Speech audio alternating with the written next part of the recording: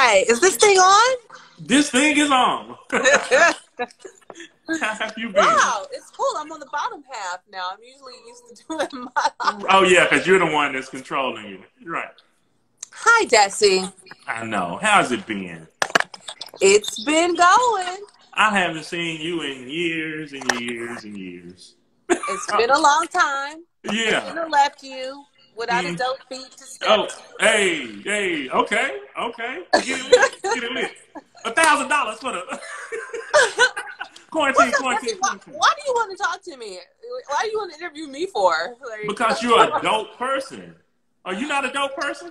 You know what? I will accept that. Thank you. I think I'm pretty dope, but I could be biased because look. And if you notice, you've been doing some of the same. Like you've been interviewing people. So at some point, somebody got to interview you, right? You know what? Yeah, I like it. It's pretty cool. I didn't really even think about it that way. Yeah. So and so obviously we've known each other for some time and lost contact, and then get back in contact. So it's just one of those things where it's like I've still been watching you from afar. I've been paying attention. You know what I'm saying? That's what's up. I was happy for you when you got your blue check. I was like, dang, she got the blue check. People ask me about that. I literally woke up one day and it was there. And, people are like, oh, you big time now. I'm like, And I feel bad because it's some people with like a super ginormous following that don't have it. And, so they started DMing me. And I honestly think if you are just like on television and things like that, that just expedites the process or exactly on their radar. If you just popping, as I say.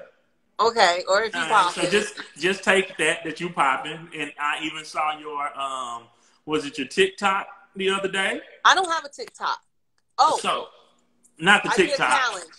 The challenge. That's what it was. Challenge. Okay. Yeah, I saw that. So that was really dope. So tell me about that. Tell me who set that up. Okay. Well, yeah, I don't know, for you guys that are on the call, look, I've been doing way too many Zooms, right? I used to do music videos back in the day when, like, it was when it was popping. When it was popping, when there were $1 million budgets. I literally, like, put myself through college and, like, paid my family's bills, like my brother and stuff, like, doing music videos. It was crazy. Yeah. So one of the Vixens, as we were referred to. It's a controversial name because some people like it, some people don't. Right. But one of the Vixens from that day, I actually did a Loon's video with her, directed by Little X. It was Diddy and Loon. How You Want That, featuring Khalees. So the Vixen that was in the video with me, her name was Ambrosia.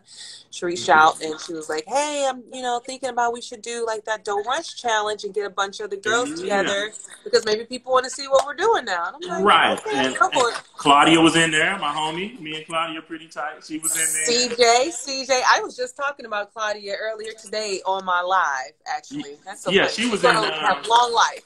Yeah, she was in Dallas for a while with a radio show. So me and her got super tight when she was out here.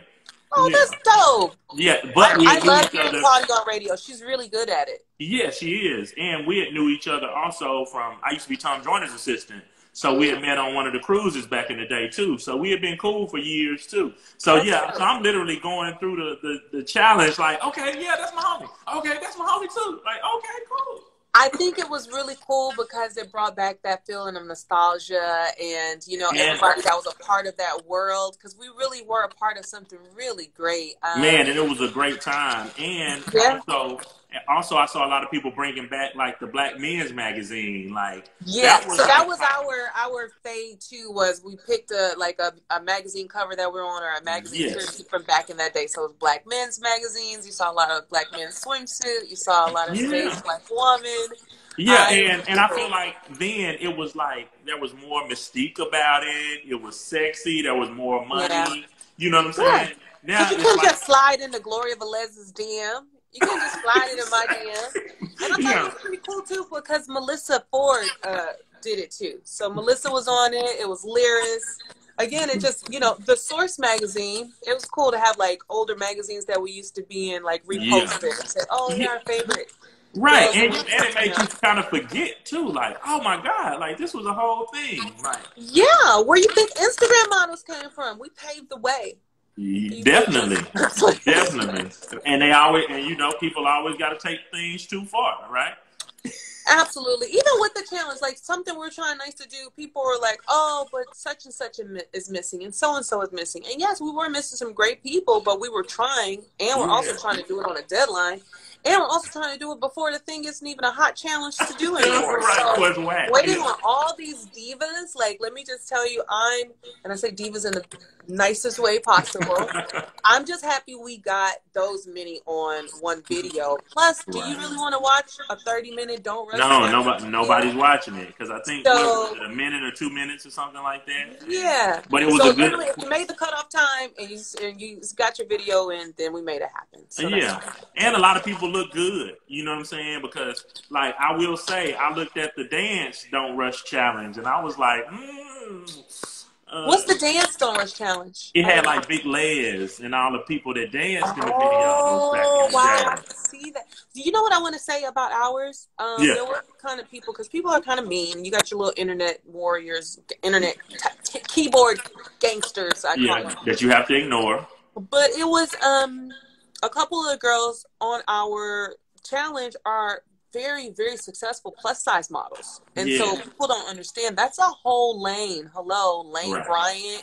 Actually, probably 70% of America shops at Lane Bryant, and that's the body type that they identify with. So there were kind of some cool comments saying, you know, they don't look good or they gain weight. And it's like, duh, they gained it on purpose. So to get that whole line money, you know, and I didn't like that aspect of it when I saw it. It was just a few, but I did see that. And people didn't realize, I don't think, that, like, Lyris, she won Project Runway as one of the models. You know, her designer won or whatever, so that means she won.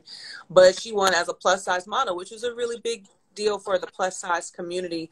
And even me, like, if I were to go model now, I'm considered plus-size. You know what I'm saying? But I feel like things have changed so much within the industry and what's beauty and different things like that. You know, back in the day, they wanted you tall and slender, but now, like, they want you natural. You know what I'm saying? So, like, I'm reading your comments. What's the keyboard thugging? Y'all know what I'm talking about. Keyboard gangsters. Yeah. So talk about what you've been doing. You know what I'm saying? Obviously, you were on reality TV, so talk about that, and then talk about what's past that. So that way, people kind of know what you've been doing since you were in Black Men's Magazine and on the videos with Loom. Wow. Yeah, that's a lot. What I will say, fun fact, on the video, just to wrap that up, all of the girls put their video that they're kind of most known for. So although I have some that, like, I'm obvious in, like, Fabulous, I Can't Deny It, like, I'm in that, right? I chose a video, So Fresh, So Clean, Outkast, So Fresh, So Clean. That's everybody. A lot of people don't know I'm the lady that's holding them in my hands while they're dancing in my hands. Because I'm covered in body paint and I have these huge afros. And that was basically these Afro puffs. I was supposed to be a depiction. Andre 3000 actually drew like this, what he thought the divine universe divinity kind of was. So I was supposed to represent that. So it had some symbolic meaning. So since doing music videos, I think I'm probably one of the few, I can honestly say, video girls that was able to cross over and do other things. I had almost every major urban clothing line ad campaign, from Sean John to Baby Fat to Echo. Do you remember Azure? Echo was fresh. Yeah. Echo was my main campaign, and that was my biggest international campaign that I had. I moved on from that. I did, I modeled in Fashion Week, so I kind of proved to myself that I could be a runway model. So I did Mercedes-Benz when it was in Bryant Park. Then I moved up to New York, and I ended up getting a lot of editorial work. So I was in Cosmopolitan magazine and, all those kinds of magazines. Because I think I knew you for, like, New York, L.A., and then when I saw Atlanta was like, I was like, what's she in Atlanta? Yeah, Atlanta's always been home. I moved to Atlanta in the 10th grade, so and my family's here. My twin is here. My mom's here. Like, Atlanta, I will always have a home in Atlanta, no matter where I live. Yeah. So I'm going to expedite it. I'm not going to give you my whole whatever, but from New York, This your show. Do you? It's not my show. It's your show. So I'm trying to answer the questions. Well, I moved on. I did a couple of movies, Too Fast, Too Furious being one of the more notable ones. Okay. It's always fun when people, because I feel like the newer generation doesn't really know me from back then, from Black Men's Magazine and all those things, which is why it was so cool to do that. But it's fun because now we're all quarantined and chilling and watching Netflix, right? And people are figuring out, like, they're tying it together. I'm popping up and stuff like Soul Plane, and, you know, people are like, is that you in the Let's Get Married video? And I'm just like, yeah, I'm really good for a pop-up where you least expect it. Even on myself, I forgot I did an episode of this show called The Resident. It's like this health hospital drama. But at any rate, you know, I just try and consistently grow, you know, and be at every level bigger than the next. But I won't lie, when I moved to LA from New York to say, okay, I'm in Too Fast, Too Furious, I'm in Bad Boys 3, I'm in, you know, a Spider-Man 3, like, it's time to pursue acting for real. And so I think where I went wrong with that is I went to become a small fish in a big pond. Whereas before, where I was at, I always had roles, and I was just kind of always the bigger fish or the safe bet in a smaller pond. And I still booked roles and did things, but I just started to feel like LA for me at that time to go with that mindset of, oh, I'm going to go and pursue acting. Like every Tom, Dick, and Harry, your barber is an agent. And that's how I feel about like being in Dallas. Like obviously, I do a lot in LA, and I spend a lot of time out there. Yeah. But it's almost better for me to live in Dallas and go handle my business in LA and come back. Exactly. Versus like trying to struggle in LA and trying to string things together when I can just like, I can run Dallas. Yeah, you know, you're respected. People like, oh, that's the go-to guy, you know, whereas in LA, you got to go through the fraudulent people, the real people, the superficial people. And for me, I'm just very real. So the superficiality of LA got to me a little bit, and I decided I didn't want to do it anymore. I think I became a little just disenfranchised with it, a little, I don't want to say jaded, that's a harsh word, but I wanted to evolve and I wanted to do something else. And so that's how I got into jet brokering. So I'm a jet broker by day and a superhero by night. Now talk about what jet brokering is, because a lot of people may not necessarily know what it is. So. Okay, so for the slow people in the back. My day job is I buy, sell, lease, charter private aircraft. So your PJs, your Clearports, you know, and right now the pivot for that has been, because not as many people are flying private, I've switched to cargo and transporting like PPE, which is personal equipment, which are like masks and things like that from overseas, because a lot of people just want to get their stuff expeditiously as opposed to the whole bottleneck system that DHL and their typical logistic carrier methods they've been using. So flying private is a great equivalent. Definitely hit me up. That's dope. How did you get into that? Because, like, obviously you have a good contacts. You know everybody. So it makes sense. And what I like about it is, like, Dame Dash always says this thing. He says, like, you should hustle on an empty block. Like, everybody's going this way. You should go this way and make money. You know what I'm saying? I'm glad you said that. So it was definitely something like that, very organic, because I never woke up and said, when I grow up, I want to be a jet broker, you know. I actually had some friends that were coming to America from overseas, and they were just planning like a holiday. So they asked, you know, sincerely, do you know somebody that can get a yacht for us? I would live in Miami. Yeah. Do you know somebody that can, you know, rent exotic cars for us? Actually, yeah. Sincerely, do you know somebody that can, you know, almost like a concierge for us? Yeah. So I was just a friend, like, that just know people and know everything. So I like to call it, I'm a very much so a connect the dots kind of person, and I enjoy doing it. I didn't realize I was basically doing concierge work at the same time. So I was like, yeah, actually, I do know one person. So I called my girl, Jessica Rust, and she was at Universal Jet at the time. And so I called her up and said, hey, I got my guys. They want to charter a plane from Miami to LA. Da, da, da. So then that happened. Then I had like a friend like Pitbull or something randomly reached out. I was like, oh, I know a company. So I sent them that way.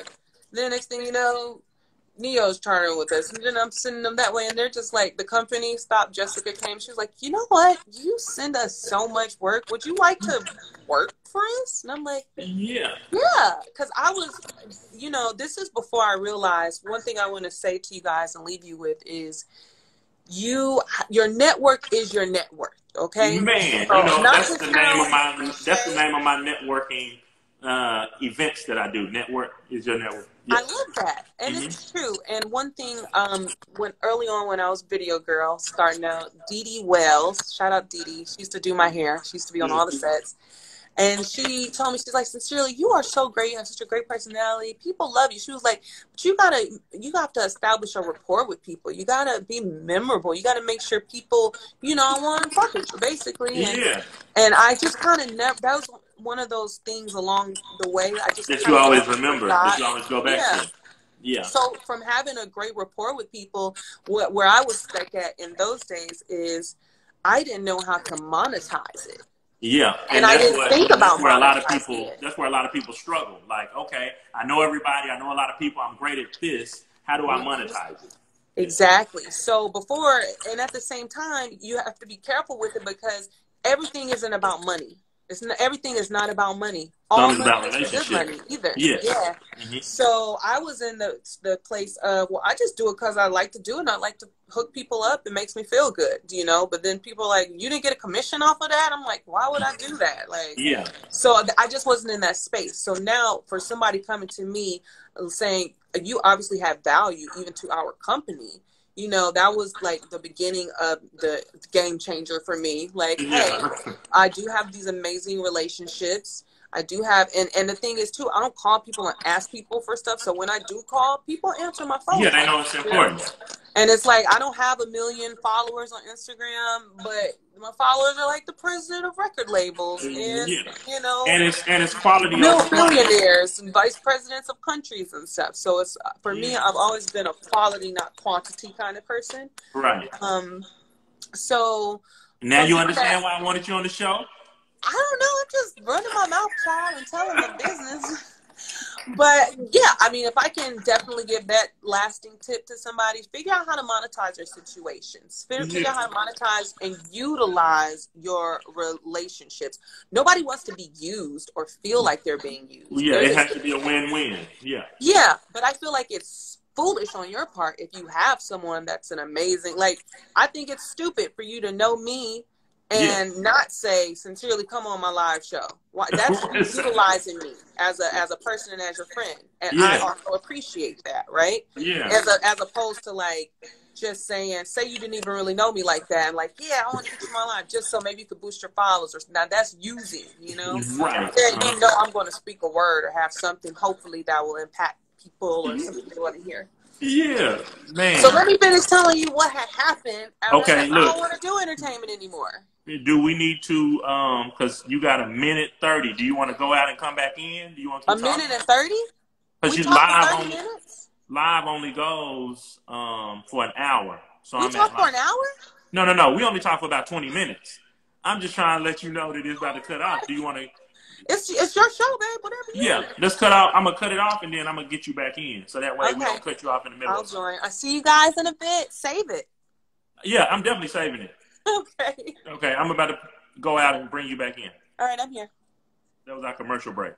That was a brief message from our sponsors. But you know what I wanted to say? I was on your live earlier, and I know that you used to work with Tom Joyner. Both of my parents are radio personalities. Oh, really? So, yeah, that's how they met. And I don't think a lot of people knew that. And Tom Joyner was actually like my dad's competition. So. Oh, really? Who was your dad? Top 10 markets. His name is Larry Doc Elliott.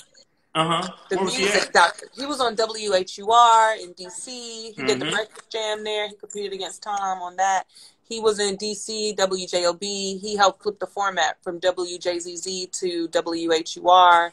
He brought on, I don't know if you're familiar with Reggie Reg, but he gave him his start. He gave him his start in the business. And it's always funny when I say, like, you know, because the younger generation don't really know Tom Joyner like that. Like, anybody older, you know what I'm saying, anybody in the industry, they know exactly who Tom is. But, like, the new generation has no idea. I really don't bring it up unless somebody brings up radio. I think that when you bring up radio, like it's something to be respected. You got to go back to the 1950s or in the before television. What were people doing before television? Yeah. Radio has such a powerful effect. And my dad wasn't on air when, like, you know, Jack the Rapper conventions and all these legendary things, hanging out with Fresh Prince of Bel-Air and Jazzy Jeff when they were known by that. So it's definitely cool to be in high school and like come from school every day, and we would go to the station and you know, Aaliyah is sitting there about to be interviewed. I'm like, the fuck? So look, so I'm gonna talk to you about that offline, because I've been working on like a book, and I want it to be about like the history and evolution of urban radio.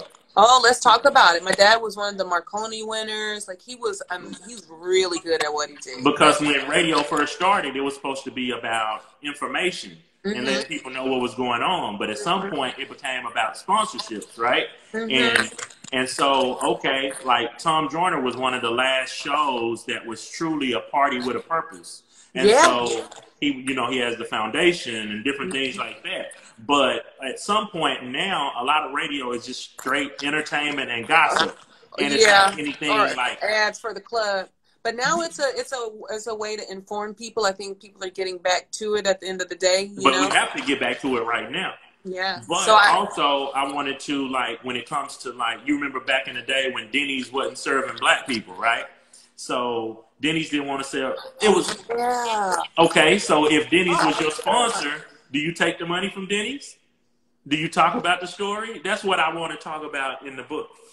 Okay. I love all of that.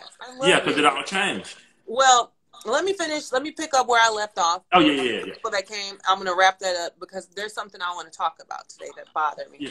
Yeah. So after becoming a jet broker, basically organically, because I just kept introducing so many people to this particular jet company, they just thought it was fair. They did their due diligence. Like, you deserve to be compensated for all the work or the clientele you brought our way. Yeah. So I went off and I said, I don't want to do entertainment anymore. And that's just what my focus was. And at that point, I went on and invested into a holistic health spa. And so that was a really great investment. It feels good to sell people things that are good for them, and kind of aware of my health and wellness. Yes. And those kind of things are important to me, which is why I did my live today, Wellness Wednesday. So from that, I went to being like, okay, I'm being I've been seeing those too, and those are really good right now. Yeah. So our first location was in Miami. Then we opened up one in Atlanta. But during this time, I got offered, because you were asking about how I transitioned into like reality TV and all that stuff. Yeah. During this time, I was offered a show on the Bravo network, and it was from the production company Mona Scott and NFG TV. And so you probably know my guy Lamar. Do you know Lamar Chase? Yeah. Me and Lamar have like 3 projects we're working on. Oh, that's dope. Keep up the good work. I mean, content is king, baby. Yeah. Because I'm trying to break into the film side, on the production side. Don't try, just do. I eliminated that word from my vocabulary a long time ago. There we go. Yeah. So, I don't know if you heard of this little show called Love and Hip Hop Atlanta. Yeah. But basically, our show had the same production company, same staff and everything. And you got someone who goes on to be like a super mega star, like Jocelyn and Stevie from their drama that they introduced on season 1. That's what we're competing with. And I'm not talking about ratings-wise. I'm talking about attention-wise from our production company and stuff. Yeah. So this is the first time I ever been offered to do television of that magnitude, and I'm excited. And you think like, oh, my gosh, I'm going to be famous. This is my break or something. My life's about to change type thing, because nothing like that had happened to me. Yeah. And now realizing I do feel we got the short end of the stick. We got lost up in a lot of network head changes and a lot of conflicts there. So I just don't feel like the quality that our show, which was called The New Atlanta at the time, I don't feel like it got what it deserved. Yeah. And they just kind of wanted to go the easy way out of trying to just create conflict and have black girls fighting each other. And that's not really Bravo's audience either. Right. Anyway, right? Yeah. So at the same time, I do feel really grateful for the experience. I learned a lot. I learned that, hey, just because you're on TV one time does not mean you made it. And so now what I took from that, though, is everyone's seeing like me on promos. Everyone's knowing like I'm going to be on TV. That all the people that you start to notice that kind of come out of the woodwork, right? Yeah, like, hey, where you been?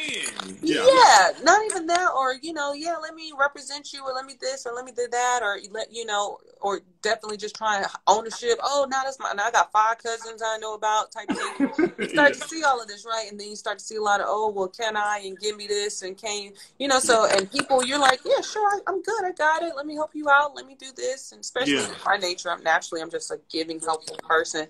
So you start to see all this on your ascension up, right? So now when this show that you think is going to be like, the Holy Grail, it's going to be the next Kardashians, it's not. Yeah. And then now you're not getting that attention and that buzz that you were, or that people they're not seeing you on the promos. It's kind of like maybe a football player feels you're only as good as your last play or something like that. Yeah, for sure. Yeah. So it's look, now I put it like me. I do clubs and parties, right? And my phone was blowing up 2 months ago, before the pandemic. And hey, I'm outside. Come get me, D. I ain't heard from nobody since, man. Isn't that interesting? Well, I'll let you know. You're one of my friends that I will check on outside of, can you get me in the club and give me a discount on my box, right? Exactly. But what I will say is, what I learned from that is, number one, I love a good age-old adage. The same people you see on the way up, the same people you're going to see on the way down, right? And also, I love Oprah's quote, I want to be with people who's going to ride in the limo with me and ride on the bus with me, Absolutely. But you start to see the people that only want to ride with you in the limo. So I feel like I have a very unique, blessed perspective, because I've been able to be on, I can't even count them, 3 or 4 reality shows. Yeah. And you don't know me because I'm not as known, I'll say. I'm not about to be throwing no bottles at no girl's head and drinks in your face and stuff. Yeah. I believe you can have good, solid television. You can express your opinions. You can articulate your thoughts and your feelings and your emotions. And you don't have to necessarily resort to violence. Everyone loves a good wig snatching, but I prefer to just watch it on somebody else's show and not participate in that kind of stuff. But that's what I appreciate. Guess what? People like that. And there are other women like me that want to see women just being fly, doing their thing, maybe being nosy, who she dating, what's going on. Sure, all of that is natural, but not crazy. I pride myself on being able to continue to get the opportunity to do reality TV shows and not show my ass, because my daughter, she's 15 now. She can go and everything lives on YouTube now, so I kind of think about the legacy that I want to continue to project and have for her, and those things are important. And also, there's this common misconception too, because I have done a number of shows. Like, you think I called these people like, hey, I want to be on TV, put me on. No, I've never auditioned for anything. I never went out or submitted for like a casting or something like that. Like, people have. Yeah, they just called you with it. Yeah, they came up to me with it, and you've always had a genuine spirit, and that's what I always like. You've always been great to be around. You've always been really cool for you. You know what I'm saying? And it ain't never been like flattery gets you everywhere with me, Dessie. And it ain't been like you done start acting funny for anything, like even when you were doing everything. What? Yeah, and that's why like when we reconnected, I'm like, hey, what's up? And it was still the same. Hey, okay. Yeah. I'm like, all right. You were kind of like, oh, that might be a good idea. Let me invite her on. Yeah. So I wanted to actually ask you something. Okay. Flip the script. Yeah. What's your pivot like? Because you are king of nightlife in Texas. Like, what have you been doing? Well, thankfully, I had already started to move away from that. So for years and years, I've actually been doing marketing. And so been working with different companies like the marketing arm is one company that I do consulting for. And so their big clients were like AT&T, State Farm, Frito-Lay. And so years after years, I've helped them with campaigns, whether it be, at Essence Festival, helping book Kid and Play for that. Because I have because I have my old radio relationships as well. Got you. Yeah, and then still making it work. Yeah, so I've always did activations, and then I'm also kind of like a Texas rep for 135th Agency. What's that? They're the company in Atlanta and New York, and they do all the big premieres. So but we're not doing those anymore. So now what's your life? Oh, going forward, I was just telling you about what I was kind of have been doing. Oh, okay, sorry. Other than just the nightlife stuff. So a lot of people do know me for nightlife, but all the whole time I was doing all this other stuff behind the scenes as well. Mm-hmm. So the last few years I'd also did a show on Complex with Martellus. We had a show on Complex. Wiley? Martellus Bennett. Yes. I thought you said Marcellus. No, Martellus. Okay. Yeah. So still have all those relationships. I'm a big I know. I mean, I'm a big relationship person, and so I had produced a podcast for him and Podcast One as well. So I know, obviously, radio is going down. You see Blue? What up, Blue? So, so radio is going down, so podcasts are coming up. So I've been focused on producing podcasts, been focused on pitching podcasts, and then also working on a Kid and Play biopic, and then some sports documentaries. That's how Lamar and I connected. Lamar Chase and I. Yeah, so let me ask you this. What is it if somebody wants to today say, I want to do a podcast, I want to launch that podcast, I'm in quarantine. What is the process like? Would they come to someone like you and then you map it out for them? Do they get money like adverts, like radio? How does that work? Yeah, so typically with the podcast, you have to build it up and then you go and get the advertising and everything like that, unless you already have a relationship with a brand that may already be willing to back you. So the key thing right now is, unless you have a large following and you're somebody that's an instant celebrity, like T.I. was able to go directly to Podcast One because he's T.I. So there are different podcasts, like channels, like you have like an ABC or NBC or Fox or well, you have different networks. So so Angela Yee and Charlamagne, they have one on, I forget the name of their network that they're on, but that's a network. But then all the podcasts are still going to go directly to a Spotify or Apple or whoever. It's almost like being an artist. You can be signed to a label. Your music is still going to be on iTunes, but it's whoever you sign a deal with. Or you can go the independent route, try to build it up, and then maybe get a deal the way that Joe Budden did. Because Joe Budden had a podcast, built it up, and then Spotify came in with the check. Or Rap Radar with Elliott Wilson built up the podcast, and then it went over to Rock Nation. So what is your advice to like someone that wants to start a podcast and get paid for it? Just build it up, build up the following? Yeah, definitely How build do it you up. do that? Yeah, so you would build it up, but I think you should start with a niche market. So like somebody like yourself, you have a larger following, so more people know you. So they may be willing to talk, to listen to your podcast where you're talking about pop culture and different things that are going on. But what I would suggest is, like somebody in your position, I would say, oh man, it's interesting what you do. You talk about flying private and different things like that. So let's do one specifically for that industry. Because in that industry, there are things that that like maybe the jet fuel company, maybe the company that cleans the planes, they would be more willing. You gave me another idea. They would be willing to advertise with your podcast immediately because the things that you're going to talk about, you're going to hit directly with them. So, and how does advertising go? Is it visual or audio or both? You can do both. So you can record the podcast. Like me and you are talking right now, but I can rip this audio and turn it into an actual audio podcast. Got you. So you record both, and then like Joe Budden has a YouTube page where he'll probably get ads off of that, but then they don't drop that until a couple of days because Spotify has the direct deal with them. Got you. And then the exclusivity.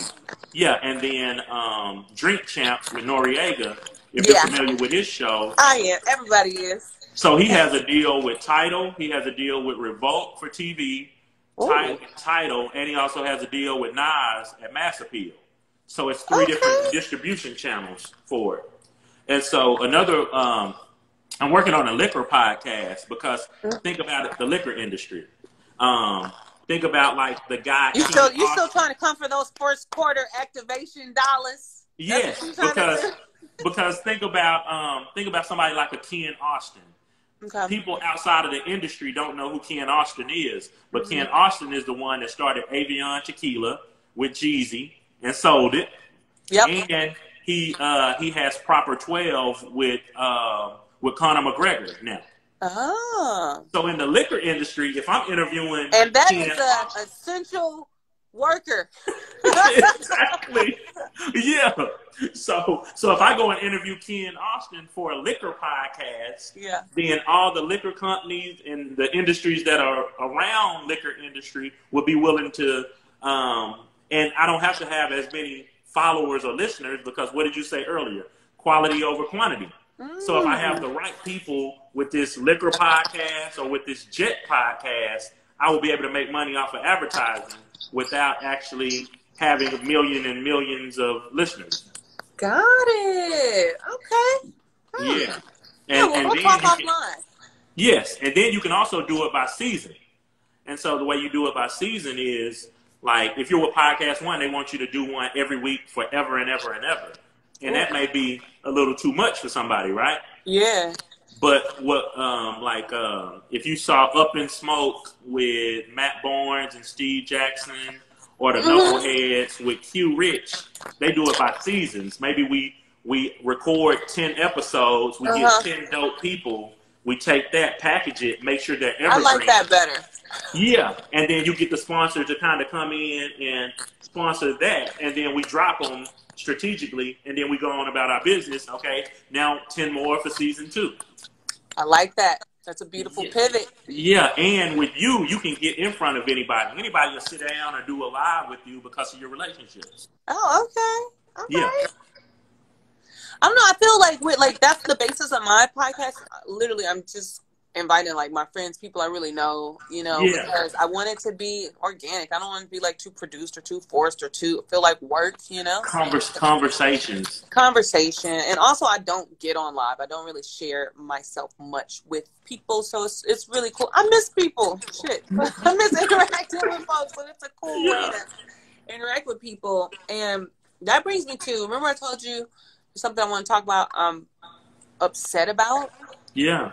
What the fuck is up with the man I saw the video of him being shot. He was jogging. It was so sad. Like, white boys, what the hell? Yeah, it was difficult for me to watch that. Like, I feel like they're normalizing it so much I feel like they're almost showing us these videos constantly, so that way we're desensitized to it. Because, when we were seeing them so much there for a while, it was like, oh, another one. And you're sad. And, depending on, but it's almost like you feel helpless to it. Like, okay, who's going to do something about it? Hey, South Africa. There's no way that we should see that and still feel like, man, they probably going to let them off. They probably not going to get, jail time or anything like that. You know what I'm saying? No, they might. Don't even put that in the universe because they need to be held accountable and paid for what they do. Absolutely. Absolutely. I mean, that's going to just break my leg, just belief in humanity. I mean, Trump is doing a pretty good job, but that's just going to take me over the edge. What do you think that we can do as a people to kind of let our voices be heard and let people know that we are not going for that? It's not cool just to observe it and just be like, and I mean, a post can only do so much. Right. I think we have to get active in our communities. We have to really know. Sometimes I feel bad because it's like a void, right? Mm-hmm. So when things happen that are racist, a lot of times we're going back to Al Sharpton, and I feel like Al Sharpton is past his prime. There should be some new leaders. There are some leaders, though. You have the whole Black Lives Matter leaders. You have the whole what's the I should know this. The women's movement that brought Harvey Weinstein down. The Me Too movement. Me Too. Yeah. not me, but Me Too movement. I know, right? But and that's what I'm saying. Like we're able to do certain things, but overall, you know, it's not always a connect, right? I have a question. Yeah. Are you voting? Absolutely. Do you think it matters? Do you want my real opinion? I would like your real opinion. I vote. Do I think it matters? Not always, unfortunately. Mm-hmm. That sucks. And the reason being, I'm in Texas, which is exactly. Good old boy state. Yes, it's a good old boy state. So it ain't Alabama. So typically, the Democrats will win the cities, and then they'll lose in the rural areas. Yeah. You know, and I don't know if you saw the thing that Charlamagne posted the other day. I'm worried about Biden. Like, I feel like Keechie. I'm sorry. That's my girl Keechie. You know Keechie, right? Floyd's PA. Yeah. Hey. She said sincerely is highly favored by God. I love you. I miss you, girl. I'm sorry. But yeah, I worry about I really worry about that. So I worry about Biden. Is he gonna be strong enough? Like, do you think he did that thing that they said he did? I personally think Trump probably gonna win again, but I always said Trump was gonna win again. No, I'm talking about the sexual assault claim that they're bringing against Biden. He's always been like a little creepy, you know what I'm saying? Well, at least he's not going out here grabbing bitches by the pussy and being recorded saying it. Yeah. I don't know if you look at Charlamagne's thing that he posted with Andrew Schultz. It's like terrible, but it was like, yeah, Trump said he's gonna grab him. Well, Joe Biden actually did it. I'm like, oh my God. And it's a comedian thing, but it's just like, damn. Yeah. Well, let me ask you this. How was your state during lockdown? Because you're in Texas. You're in Dallas or Houston? I'm in Dallas. So how is Dallas during quarantine? Are you guys open? You guys they're starting to open. They're starting to open things up now. It's 25% capacity on a lot of things though. So like on your restaurants, on your clubs. So restaurants are open? They're starting to open back up, but at 25% capacity. So that is not they won't be able to survive off of 25%. So they should have just stayed closed. The movie theater said they were just going to stay closed. So I think that they're doing that just because the states are realizing they're not going to be able to afford this large amount of unemployment that they're going to have to put out. So what do? You force the businesses to open back up, and now it's a voluntary decision. If you decide not to open up your business, that's on you. That's on However, you. now I'm about to bounce these unemployed people back off onto you, and now you're responsible for them. Also, the landlord can still be like, I want my rent, or I'm going to kick you out. Whereas before, if you're required to stay closed, I'm pretty sure they couldn't do that. Then, so I think it's just a big money play, really. Yeah, so it's definitely a money play. Of course, you have to be safe. I'm not completely sold on everything with it, though. You know, so I feel bad about that at times because I almost feel like it's about to be survival of the fittest. Like, I've been saying that so much. Absolutely. Hopefully you got your vitamin C and you ready to go. But what? Boy, vitamin C right here. Yeah. I take this. Look, this is my favorite supplement from this German company, right? Okay. Yeah. This is called Restore. So if I don't ever drink another orange juice, and this is real stuff. This isn't that like emergency gimmick market typically. This has every single bit of any kind of anything you will want for citrus. Yeah. What up, Tiffany? What up, Neil? Hi, friends. Hi, Tariq.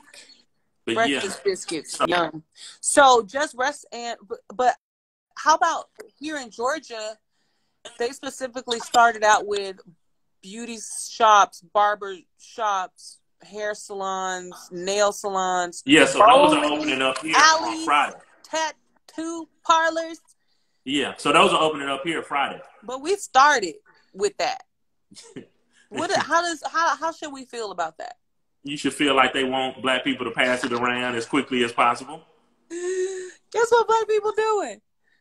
They lit. Pass it around as quickly as possible. I saw the car. Was it some car races or something? I saw the video out there in Atlanta. Like, it is going down. So embarrassed. So in Houston, Onyx tried to open up and say they were a restaurant with adult entertainment. I love it. And so they opened up at midnight, and by 12:15 they were raided. Like, nope, this ain't no restaurant. But they serve wings. Oh yeah, sure. And things. And things. Yeah, so I'm sure that they were selling more things than wings. Oh. Yeah. Well, back to demon time it is, ladies. But I think they should have opened it. I think if they were trying to open at noon, it might would have worked a little bit better. You know what I'm saying? But did they actually have it on their permit? Well, they said they had two different permits. Like, they could open up one way or the other. But Tiffany on here is from Houston, and she said nope. The permit said no. So she said they were selling thighs. Yeah. You know Club Onyx, you know. So so the oh yeah, when you were talking about the transition, right? So it was Vixens back in the day, and then it was the magazines, and then it was Instagram models, then it was like the clubs with the Instagram models, and now it's OnlyFans. What's up, man? You know, I have a friend of mine. Well, she's a fellow Trini like me. Her name is Simba. And her OnlyFans is crazy. Simba gets in bread, ain't she? Simba's just like, I'm a hoe, pull out your dick, I don't care. And you know what? I'm going to make you pay me to look at your penis and tell you if it's good or not. Like, and people do it. People are stuck right now. I'm gonna have her on my show on Friday. You should tune in and ask. She wild though. Simba's crazy. But I love her for that. She reminds me of like a Cardi B, someone that's just unapologetically them. Yes. You know, it's a lot of girls are like, oh no, I don't do that. I would never. Bitch, now you popping it on a handstand. Pussy on Pornhub. That don't go. Quarantine gonna go away. Your pussy on Pornhub, that's here to stay. Okay, I rhymed. Oh my God, I got bars. Okay, rapper. So even with like, it's like if people really want to see you on OnlyFans, they can't wait till they get to Pornhub because like they did have somebody. I think I'm gonna open me an OnlyFans. What you think? You probably gonna make some money. You got some followers. You know what I'm saying? You international with it. How does it work? Do you like sell merchandise? I've never been on, so I really don't know. That ain't what they on there selling. Well, so what are they selling? I don't understand how people are making money from it. Yeah, so they try to do it with subscriptions. So you could say to see premium content, it's $20 a month. If you want a live video, then it's this much a month. Oh, for 3 months, it's 20% off. So you buy 3 months at a time. Okay, so they're basically taking the model of like back in the day. So say during being a video vixen, if you had your own website, you were ahead of the curve, right? Yes, Buffy the Body. Buffy, things like. So they're taking that and just kind of making that. Is it specifically for like Instagram models? It wasn't. I think OnlyFans may have been like something that like an artist could use if they wanted to have a private concert or something.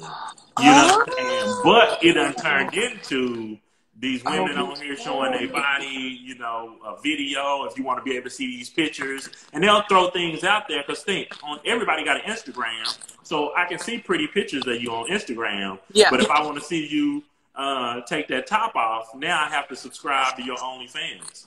Got it. Yeah. I'm sorry, guys. I'm going to do OnlyFans, but I don't know if you're going to see me get naked. Matter of fact, I know you're not going to see me get naked. But I'll put some exclusive content on there for you. But see, back in the day, if you were a video vixen and you had a website, you could sell autograph calendars. Exactly. And autograph pictures. And I think there's someone said selling that thing. Oh, my God. Selling that thing. That's Y'all Big are Mike. crazy.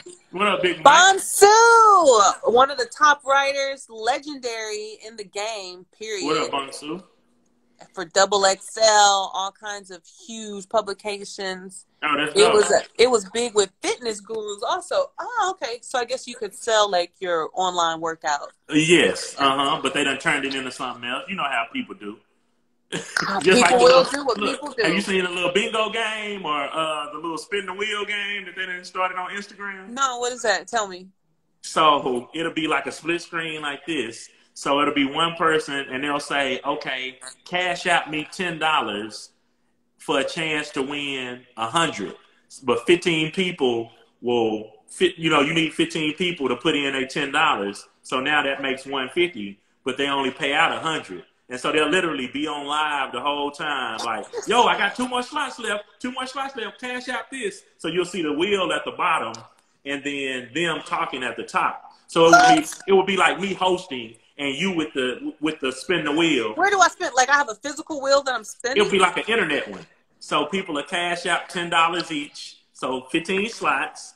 So you send $10 in with a chance to win 100. The hustle is real. Man, people trying to get it. So it's get like out the mud. It's like you got your stimulus check. Come on here. See, look, somebody in here said they won 400 the other day. Are you kidding me? No, it ain't a scam because I won.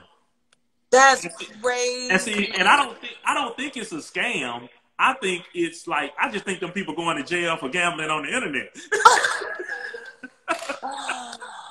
Oh man, It's an online casino. That's crazy. Yes. I still can't even wrap my mind around it. Yeah, so I guess people got to figure out what to do if they can't go to Vegas. Exactly. Which I mean, I am Beans is in Vegas. Talking about you know how to gamble. Yeah, I know how to gamble sincerely. So hey, so just people go figure it out one way or the other. Yeah. So what else do you want to ask me, Dessie? Did I answer all your questions? Because I kind of flipped the script when you started asking. Man, you answered everything. You did a great job. You went over. You know what I'm saying? We've been on for at least 40 minutes, I think. Really? So you did a great job, man. Really? So is it safe to say I'm like your favorite interview of all time? Favorite of all time. I'm to the point look, I might try and bring you back on. What? Look, I need to get that horn. What's the little horn that your boy had? But look, the music's in my head, guys. I don't need it. It's all good. It's all good. You might need a TikTok. You said you didn't have one, but you might. Oh my God, I'm afraid of the Chinese government cloning me. I don't think I'll do it. Well, you know what? If they were going to clone you, they already have more than enough based off of videos, IG, FaceTime. That's why I don't even worry about any of that stuff. When it's like, no, I don't want nobody to get my facial recognition. But can I tell you something? Actually, that is something that has helped China be superior in combating this coronavirus, which they may or may not intentionally put out, but whatever. Keep my conspiracy. Same with the Hornets, right? What they do have is, are you familiar with the app WhatsApp? Yeah. I utilize WhatsApp as a major part of my life, my everyday life as a jet broker, like communicating with people overseas. It's like essential, right? Yeah. So they have their equivalent over there. I can't think of what it's called, but everybody has it. And so when you have it, they have access to like your face and your facial features. So it's a lot of people in China. I don't know if you guys heard about it or not. So when you go and when you're utilizing the public transit systems, when you're walking down streets, they have a good billion, trillion tons of cameras everywhere that so they know exactly where you are. They know where you are. Okay, and so not to be creepy, but it's very actually just super mind-blowing because when they started getting on top of COVID-19, they would go to you, interview you, and say, okay, what did you do today? And you say, oh, I went to work. I used the train to get there. No, you did something different. No, they can tell you did something different, but people are really trying to understand and get to the bottom of it, too. So you're going to willingly, more than likely, tell your plans, your activities throughout the day. So they do that to deduct who have you been in contact with, and then they go around those places. They do all those facial scans. Long story short, they have a whole system set up where, like, they assign you a color, and if you pop up a certain color on certain days, you can drive and go out. If you're it's red, green, or yellow. Yeah. If you're red, obviously you're sick, you have COVID, you have to self-quarantine, you can't go outside. Yeah. If you're yellow, then you can drive and go out in public on certain days. And if you're green, obviously you're good, you can kind of travel, but they still designate what days you can literally drive your car, go to the store and do things. And Look it up. I'm not talking shit. Like, they were able to stay on top of it because it's linked to their app, which is linked to their everyday world, traffic lights, subway stations, buses, and it helped them get on top of this disease, which we're doing a shitty job of. And then as soon as we got the downturn, now we ramping it back up, opening everything up. So, you know. We're up 40% in You're what? We're up 3% in illnesses. What about you? I don't know yet. They'll probably release it this Friday just because of everything that's going on, like with opening back up. I know they're going to have them numbers. Yeah. Someone said there's a great Michael Crichton interview from the mid-2000s about how the people of the world asked for 1984 rather than having Big Brother enforcing it. Interesting. Yeah. I'll have to look that up. Okay, Peter. Shout out to Peter. You know what I'm saying? Put people up on game. Thanks for coming back. But yeah, my phone about to die, so I'm gonna wrap this up. Mine too. Well, it's been real. It's been fun. Thank you. I'm about to DM you in a second. Make sure you got my info. DM me. We got podcasts to create. Exactly. On my live, if you want to do a podcast, you got a great idea. This is your guy to go to. Thank you so much for taking the time to do this today. Yeah. Like it was super fun. I'm gonna probably try and have you back on as well. You know what I'm saying? Once we got more to talk about. I'm not going anywhere. I'll be right here. Okay. For sure. Well, thank you so much, and I'll hit you up later on. Thank you, Dessie. Talk to you later. All right. Bye.